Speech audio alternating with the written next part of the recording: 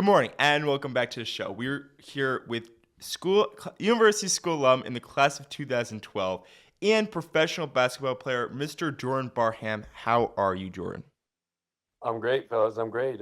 Thanks for having me. Excited to be on the show. No, it's great having you on the show. Let's start at the beginning. What were you kind of like growing up here in Cleveland? Were you always outside playing sports, or did you kind of have other interests as a kid?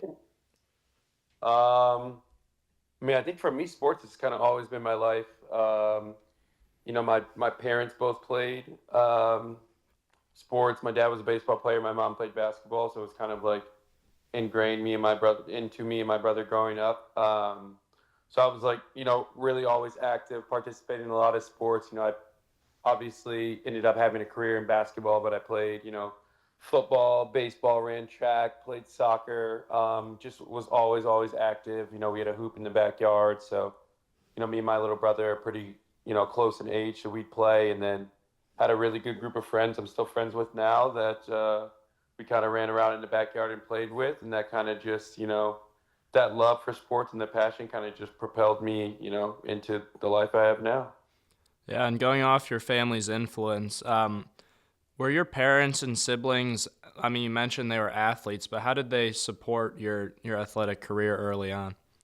So my brother's a year younger, but 2 grades younger than me at US. So he's my best friend. So he's always been my number one fan, my biggest supporter, along with my mom. So, I started playing AAU pretty early on, seventh, eighth grade. And, well, I played younger, but, seventh, eighth grade is when things started to get a little bit more serious. And, I kind of sat down with my mom and decided that this was a passion of mine, wanting to play basketball and just trying to, see whatever avenues and what doors I could open for me. I know my mom and my brother made a ton of sacrifices, for me throughout the years, whether that's, traveling all over the country to watch me play or, my mom having to make those financial sacrifices for me too.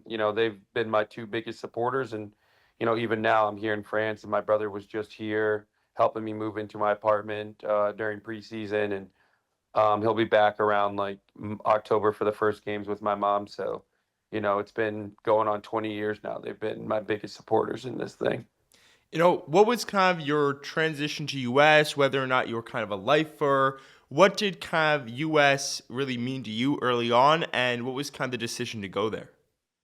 So I went to Jesu. So I went to Catholic school growing up. And then, kind of when I was, I don't necessarily want to call it recruiting, but when I was talking to coaches going into my freshman year, obviously, you've got the normals when you come out of Jay's. You've got like the Ignatiuses and the Benedictines and the Gilmores, just with the Catholic connection there.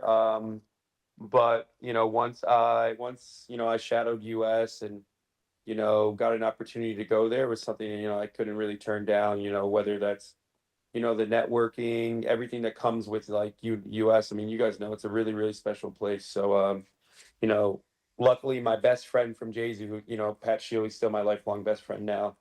We ended up, we went to Jay-Z and ended up going to the US together and kind of formed like this little fantastic four with like Michael Aqua and John McKelvey. And the four of us are still best friends now. So, yeah, US is special. And it's coming from Jesu, having that kind of like strict, like rigid Catholic school, the transition wasn't really hard. It was kind of just, you know, I'm at a different school now and I don't have to go to mass on Fridays, but that was essentially like the only real big change in it all. So, but no, I was excited with my choice. And, looking back now, I think going to US was one of the greatest decisions I've ever made.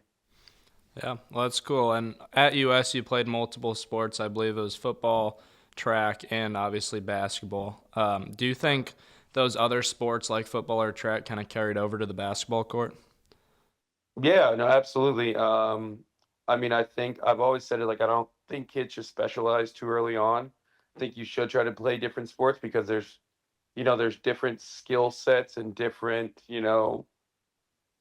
traits and stuff you can take from each sport, and it helps like translate and correlate to the next one. So, obviously playing football and you know, having that background helped, with some toughness on the basketball court. And then, track obviously helped just like my general athleticism throughout it all. So I think like definitely those sports like were able to help like translate and help, propel my, basketball game on the court. Going to kind of some of your U.S. kind of playing days, the only term I can really think of is kind of a baller. I mean, you kind of left U.S. as an all-time leading scorer in basketball and kind of even set our single-season scoring record. Did you know you were close to breaking these records? What did it mean to kind of achieve those? And what really stood out about the team to you? Um, I mean, I knew pretty early on I was going to break the record into I mean, I think I broke the all-time scoring record like pretty early on into senior year. Um, that there wasn't a lot of pressure in that. Obviously, it was a really, cool thing to kind of have your name etched in history. But, honestly, starting my career, I was really, really lucky. I didn't play varsity as a freshman. I played as a sophomore. Um, but the team my freshman year had gone to like the regional semifinal. It was really close to making it down to states, and we pretty much brought that entire team back and kind of just added me to that team. And obviously, my sophomore year, that was arguably probably the best, most talented team US has ever had. So I had some really good upperclassmen I was able to learn from and, you know, fight and practice with every single or fight, and practice against every single day. And it eventually just got me so much better that going into junior year, I just kind of just played with like the utmost confidence, and I kind of exploded onto the senior junior year. I think I was second or third in Ohio in scoring that year. And that kind of like I took that confidence from that junior year and went into senior year. I got hurt to start of senior year, so kind of was like a little hiccup in the road. But obviously learning from those guys my sophomore year and being able to take those lessons I learned and then go into junior and senior year.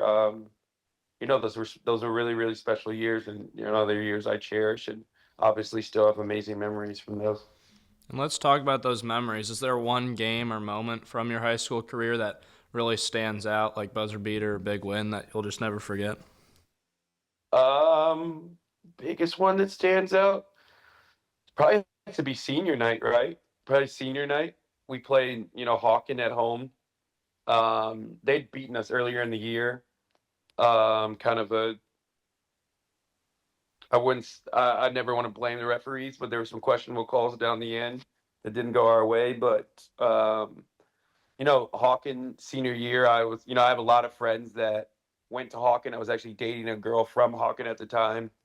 Um, so to be able to, beat them my last game at home, my entire family, all my best friends in the stands. I think I'm pretty sure I like ended the game like a steal and like a windmill or something. Like my last points at home were like a pretty cool dunk. So yeah, that's obviously like a really really cool memory. I think going back, maybe even sophomore year, we played Kenston like in the regional final, and we're down a lot going into the fourth, and I kind of made a couple key plays down in the fourth quarter of that game to take us into the district finals. That was also like a really good memory because I was a younger guy in that team trying to find my place like the whole year. And it was kind of like I kind of hit my stride during the playoffs that year. So that was also like a really, really cool thing. Yeah, nice. And who were some of the coaches or teammates at US that you still remember? Like, I know you played for Coach Terry Lipford, who we played for in 8th grade, but was there anyone else who really influenced you? Coach Stevens, I don't know. I mean, I think he was before you guys, but he was our football coach. He was, obviously a really great mentor to me. Coach Zappas with football and basketball. Coach Oslan, who was my coach my first 2.5 years at US, was also like a really, really great influence and mentor me. And then obviously, like you guys said, Coach Lifford, and we're still close to this day. I saw him, at the Shoreby Club not that too long before I came back here. So we've stayed in touch. We stayed really close. He obviously was a great resource and a mentor throughout my time at US, in the classroom, on the court, helping me, with recruiting letters and things like that. So obviously was a great mentor to me and, still a very, very, close friend to me to now. Now that you're kind of an alum, what does being a U.S. guy really mean to you? Do you kind of carry the pride or some of those lessons from U.S. even with you today? Um, yeah, I mean, I carry US like very close to my heart pretty much in everything I do. Like I said, it's going there was one of the greatest decisions I've made, and I cherish everything I learned there and all the things I went through, whether they're good or bad, because they kind of helped mold me into the guy I am today and the person I am today.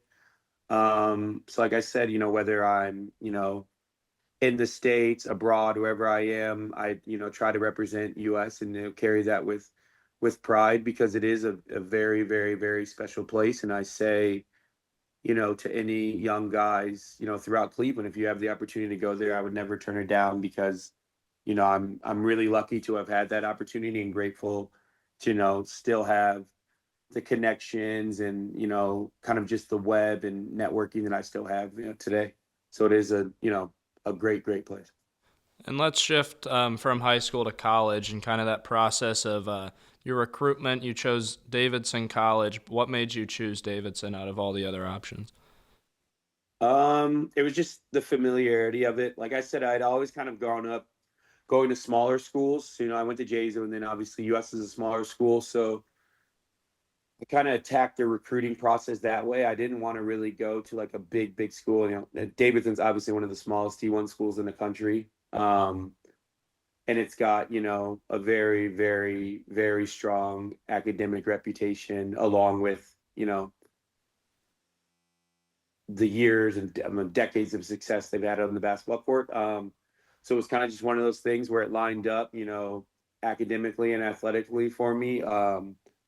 And being in North Carolina on Lake Norman, just it's a beautiful area. So once I mean, obviously I narrowed down my list of schools. It was down to like Davidson, Penn State, Vanderbilt, Harvard, Princeton. I kind of once I narrowed it down and gone on my visits, I kind of just knew that Davidson was the place for me.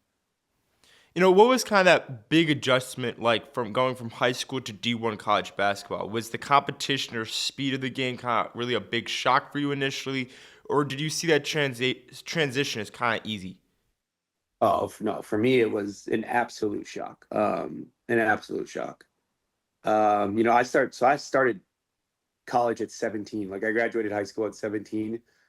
Um, and so like, physically, I think I was ready. Like it wasn't like the physicality of the game wasn't something that really, really like threw me off guard, but the pace and the speed and just like the little details and everything that comes with playing, major Division I college basketball, it was definitely a shock, because I came from US to where I was pretty much the best player on every court I stepped on, to then going to Davidson where I was a freshman on a team that had won 30 games and went to the NCAA tournament the year before. So yeah, it was obviously a huge learning curve and a huge shock for me. But I learned a lot that freshman year and was able, to use that to kind of have a really, really good sophomore year. So yeah, it was definitely like an adjustment. I think, you know, all guys will kind of struggle with that at first, but the ones that kind of can learn it sooner rather than later end up, transitioning pretty well.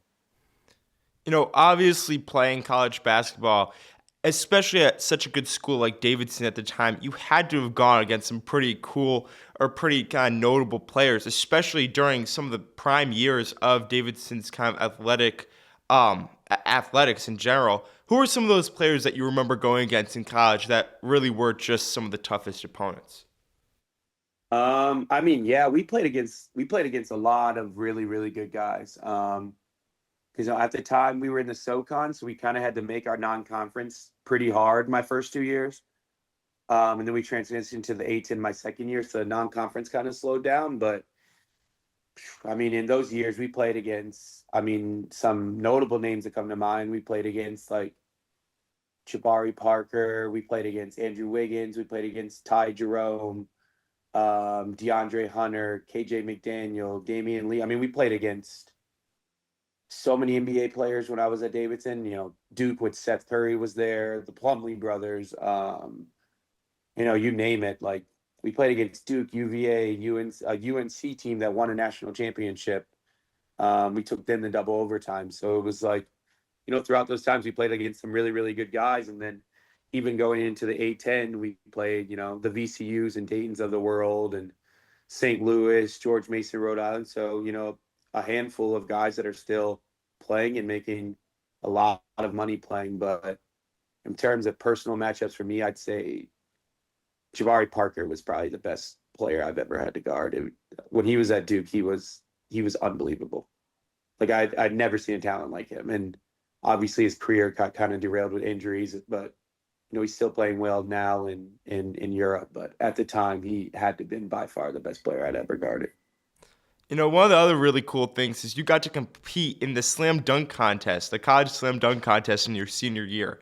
Had that opportunity come up, obviously you kind of were that high flyer at US, but what was that like in college, and kind of what was it like to be a part of that event? Oh, it was amazing. A great opportunity. Absolutely a great opportunity. Kind of one of my assistant coaches at the time kind of had some connections, with the Reese's All-Star game and the slam dunk and three-point contest. So once senior year had ended, he kind of reached out to me and was like, "Hey, this might be a possibility. Like, if it's just something you're interested in, let me know." Like, and I said, like, "Yeah, of course it'd be something I'm interested in." And, I'd kind of gotten a reputation for doing some pretty cool stuff in warm-ups and throughout the games and stuff. So I remember I was home for Easter, I want to say. Yeah, I was actually in Cleveland for Easter. They gave us all. I mean, obviously I was done with basketball at the time and was getting ready to, sign an agent and transition into pro. And the guy had contacted me and reached out to me from the NCAA and said that they had chose me to be in it. So I had to fly down to Charlotte, get my stuff from Davidson, and fly straight to Houston. And it was a really cool, really, really fun opportunity. We all stayed in the same hotel. All the guys competing in the dunk contest, the three-point contest, the All-Star game, and still got some friends to this day that I made during that. But just a really, really cool opportunity and some really cool memories from that. And was grateful to still be chosen for it. Do you remember what your coolest dunk from that competition was? Oh, see, I actually didn't even make it out of the first round, shockingly. I kind of did the wrong dunk to start. I wish I would have picked a different dunk that I knew would have put me through the first round, but I think I threw it off the backboard and I intended to do like a windmill, but the ball kind of came off a little high. Instead of just catching, I still dunked it through, and I think I was like 2 points away from making it to the second round. But yeah, one of my bigger regrets in life is kind of not doing the one dunk I wanted to do to start, but still a really cool opportunity, and something that I was very, very happy to be a part of. So, but after graduating from Davidson, you signed a contract to play overseas. So what was that process like after Davidson kind of transitioning into pro basketball? So I mean, it's kind of just like it's just like the recruiting process all over again. I guess with high school kids now, they all have agents, most do. But I mean, with me, once I graduated, I ended up signing with an agency. I had talked to 3 or 4, found one that I was comfortable with, and signed with an agency. And we kind of just went from there, like kind of outlining what my career could look like. Like, would the G League be around? Would Summer League be around? Would you like immediately want to go overseas? And unfortunately, I kind of got hurt that summer, so my opportunities were a little bit limited. But we ended up finding like a really cool thing in France my rookie year, and I played well. Was able to establish my name in the French market, and to this day, I'm still playing in France. So yeah, it was cool. I mean, obviously, I had really no idea what that process was like. But luckily I had a really good agent that kind of just, held my hand through it all. And, we went step by step and just kind of roadmapped a game plan on what we wanted my career to look like. And when I looked at your career path, it looked like you've played in a couple different countries. How have you handled kind of moving throughout those countries, and what has that experience been like? Yeah, what is it? I've been in 5 or 6 different countries now, maybe 6. I started off in France, left France. I went to the Czech Republic after France for a year. I came back here and then I went to Morocco. I went to Saudi Arabia, back to France, Luxembourg, and back to France now. So what's that, 5 or 6 countries? In each country has their strengths and weaknesses, right? Like I obviously France has kind of been my second home. I've lived here, more of my adult life than I have in America. I was able to learn the language and I speak French now and was able to fully like integrate and assimilate myself in here. But I took something from each country, like being the Czech was, Eastern Europe was completely different, and that was a cool experience. And then obviously going to Morocco and being in Africa was, amazing. And I still say to this day, probably the most fun season of my career was in Morocco. And then obviously being in Saudi Arabia and being in the Middle East, being able to experience that different culture, each country has been a really unique experience, and I'm happy to be able to, meet people from all different parts of life and walks of life, through basketball. So, it's been a really cool journey, and I'm, excited to still be doing it.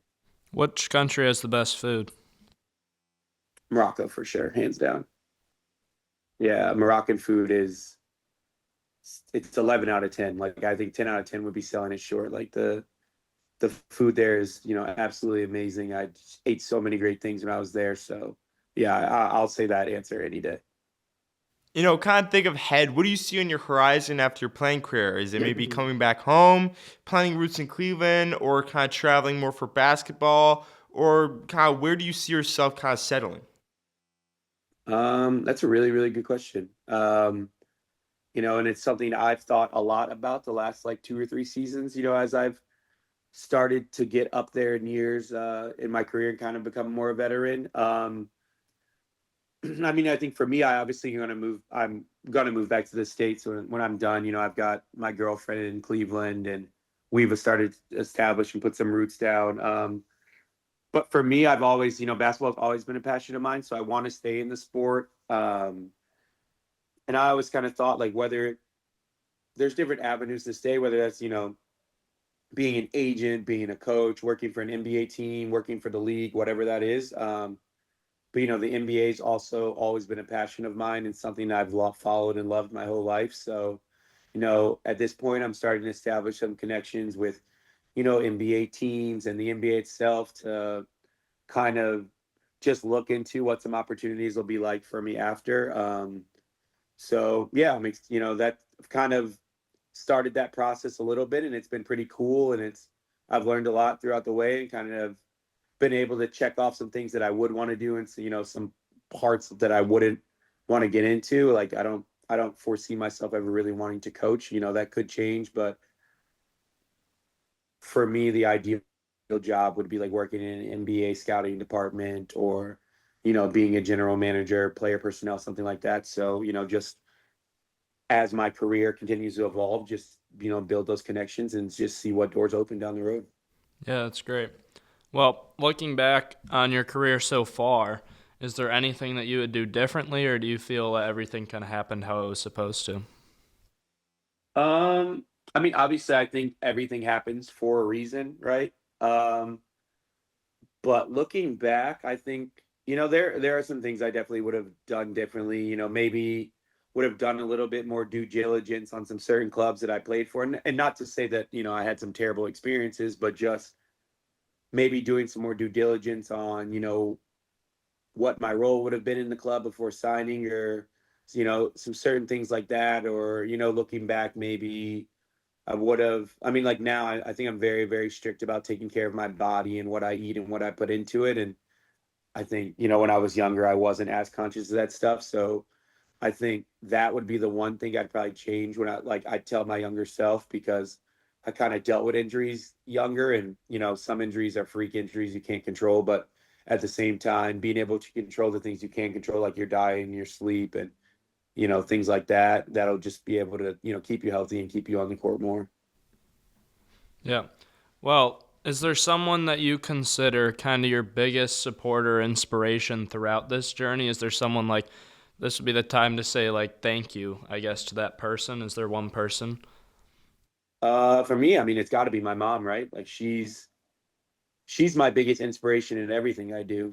I think, my mom's a champion. She's a hero. She's my idol. I see, the type of person she is. I see how hard she works. I see how big her heart is. I see how, persistent and resilient and consistent she is, day in and day out with everything she does. And, I try to model myself after that. And, throughout my basketball career, she's been my rock. She's been, steadfast in her support. She's been, my security blanket throughout all this stuff. And, whether I've had, great times, whether that's winning a championship, having amazing games, or, dealing with injuries, having some really bad slumps, whatever I've been, she's been my biggest supporter throughout it all, both on and off the court. So, I can't thank her enough for all, the sacrifices she's made for me throughout this journey. And, we've kind of, me, her and my brother have kind of been in it together, and, him along with her they've given me nothing but love and, support. And, even to this day, we're kind of still going through this journey together, but, without them, like, none of this would be possible. Shout out to all the moms out there. Yeah, for sure. The moms, they're superheroes, man. They really, really are. I think we kind of take them for granted sometimes, all the things they do for us, but they really are special people. We like to ask all our guests this one question that stays in our minds. You've played on many different teams in many different countries, played probably thousands and thousands of minutes, and still seem to love and enjoy the sport that you've given so much of your life to. In kind of the end of the day, what keeps you staying in the gym, putting up shots late at night, and kind of continue your career? So, Jordan, what's your driving force, and what is your why? My why in it? I mean, I think obviously my family's a really, really, big proponent of that. Like I said, like, my mom and brother have sacrificed since I was, 12 years old to, kind of put themselves on the back burner to like make sure I had everything I needed for this journey. So obviously they're, a really big part of why I do what I do, and why I work so hard, and why I continue to just, strive to be the best person and player I can be. And, along with that, like I said, like, this is something that you dedicate there's so much blood, sweat, and tears too. And it's like, for so long I was not getting paid, right? Like, so now to be able to like follow something and be able to get paid to do something I was doing for free for so long, it was obviously like really, really cool, and something that, I don't take for granted. It's something that's really, really fortunate. And I'm blessed to be able to be in the position I'm in. So, like I said, I think I'd be doing myself a disservice if I didn't, just keep continuing on this journey and just, trying to get better every single day, and just continue to just move along with it, because, you don't want to live with regrets and, oh, what if I could have done this, could have done that, so I just look back at my younger self and see how hard he worked, and just kind of just continue to attack every day with that same, motivation and determination. And, you'll never, you can always dream big. And it's like, I don't think when I set out on this journey, I accomplished the things I did, but it was kind of just a testament to all like the hard work and the people I had in my corner and sacrifices people made for me. And, like I said, that's kind of something that just truly continues to motivate me and want to be the best player I can be every single day. Well, Jordan, it's been great having you on the show today. Thank you so much for taking the time to share your insights, experience with us, and to our listeners. Thank you so much for watching, and we hope you'll join us next Wednesday for the next episode of Late Start Show. Thank you, Jordan. Yeah, I appreciate you guys. Thanks for having me. Have a great year.